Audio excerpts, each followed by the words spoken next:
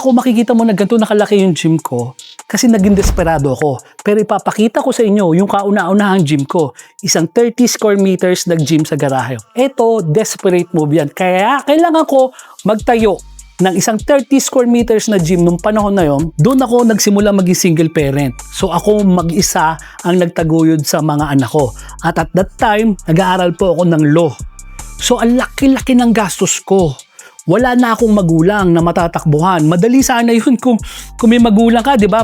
Karamitan sa atin na pag buhay pa yung mga magulang, kapag nangangailangan, tatakbo ka sa magulang mo. Wala po akong ganun. Ulila na ako. Isa lang yung kapatid ko, may pamilya na siya. So hindi ko siya malalapitan para mahinga ng tulong. So wala talaga aasahan, kundi sarili ko lang. So hindi ako pwedeng mag-fail. So ganun ako kadesperado. Plus, may mga pangangailangan yung mga anak ko na hindi ko maibigay. Yung mga luho nila, puro pangangailangan lang. Yung pangangailangan nga, kulang pa eh. Kumbaga, wala na akong atrasan eh. Nandun na ako sa pinakamababa. Wala nang ibababa pa doon kasi di naman kami mayaman. Sabi ko nga, isang maling pagkakamali no, pwede kami magkawatak-watak, mag-aama. Yun yung ayaw ko na pumasok sa isip ko.